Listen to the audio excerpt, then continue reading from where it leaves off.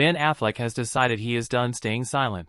He is now speaking out about what he believes truly destroyed his marriage to Jennifer Garner, and the name at the center of it all is Blake Lively. After years of whispers and speculation, Ben is reportedly coming forward about what happened during the filming of The Town and how Blake's involvement on that set changed everything. So what really went on behind the scenes? How did Jennifer piece it together? And why is Ben choosing to speak up now after all this time? According to reports, Ben has admitted that his marriage to Jennifer began falling apart when he cast Blake Lively in The Town in 2010. This was not a simple or straightforward casting decision either. Blake reportedly had to audition multiple times for the role, and the producers were still not fully convinced, something Blake herself has acknowledged publicly. Yeah, I really had to fight for the role. She's written to be a 37-year-old Oxycontin-addicted mother living in Charlestown, Boston. So it was very different than anything I had ever done, and I was 21.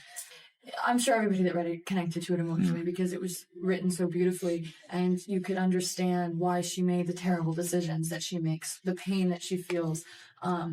And, you know, I just thought I really want to portray this woman.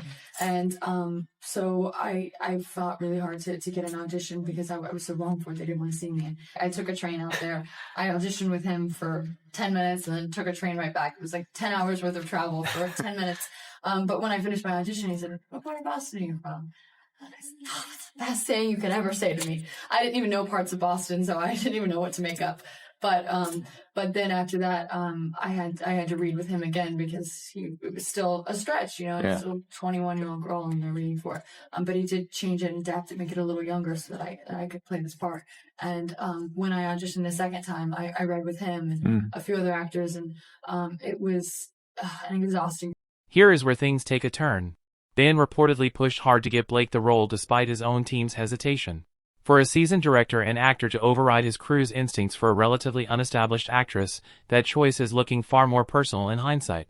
Sources close to Ben say Blake made quite the impression during those auditions. One insider described their chemistry as instant and openly visible to everyone present.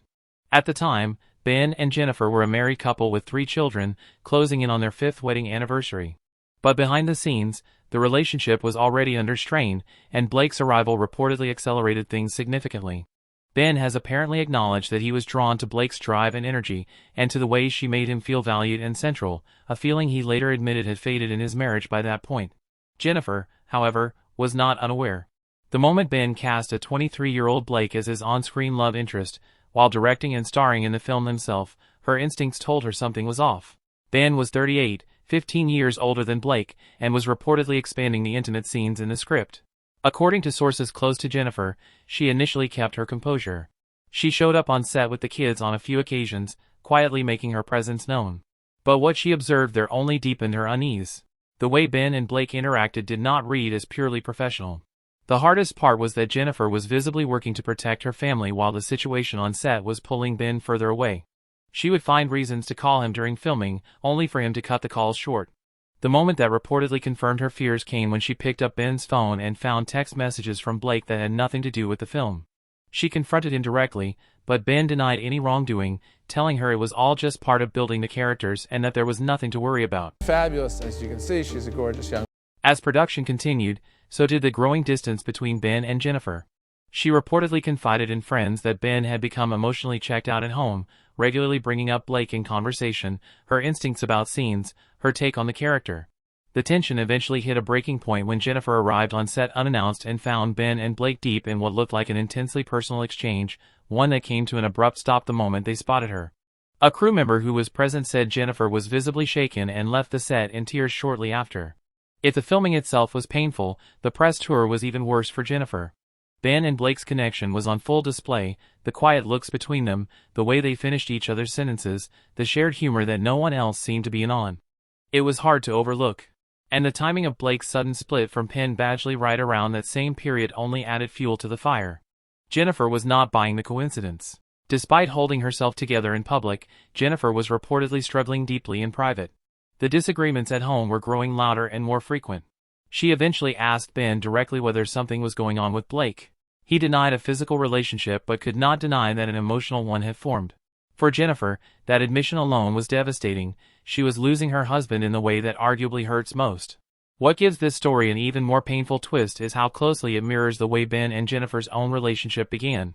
Back in 2003, Ben was engaged to Jennifer Lopez, with that famous pink diamond ring, when he and Jennifer Garner met on the set of Daredevil. Within months of filming together, the engagement was called off and Ben was with Jennifer. The timeline raised eyebrows then, and now the same pattern was playing out again. As one source put it, Ben has a habit of meeting his next partner while still committed to his current one. Jennifer Garner was now feeling the same kind of hurt she may have unknowingly played a part in causing Jennifer Lopez years before. Ben reportedly recognized this painful irony privately, admitting he had a recurring tendency to develop feelings for co-stars while in relationships, but that awareness did not undo the damage. The clearest sign that something meaningful had happened between Ben and Blake came in 2014, when Ben was offered a film alongside Ryan Reynolds. It should have been a significant career opportunity. But Jennifer put her foot down and refused to allow it. By that point, Blake was Ryan's wife, and Jennifer could not bring herself to be placed in situations where she would inevitably cross paths with Blake. One source noted that the very thought of being in the same room as Blake was too much for Jennifer to handle, and that reaction speaks volumes about how deep the wound actually ran. Ben reportedly fought hard against missing the opportunity but ultimately stepped back, which those close to the situation interpreted as a quiet admission of the pain he had put Jennifer through. Blake eventually moved on, briefly linked to Leonardo DiCaprio before settling into a relationship with Ryan Reynolds, but the harm done to Ben and Jennifer's marriage never truly healed. Ben's downward spiral that followed, marked by serious struggles with alcohol, gambling, and ultimately the affair with their nanny, is widely regarded as the fallout of a marriage that had already been broken long before those scandals became public. The divorce was finalized in 2018, but sources say the real damage was done years earlier on that film set.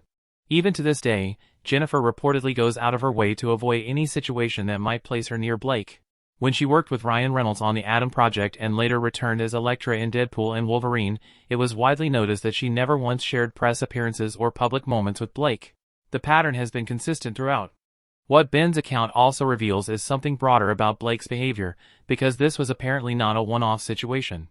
Months after The Town wrapped, Blake was cast alongside Ryan Reynolds in Green Lantern, at a time when Ryan was still married to Scarlett Johansson.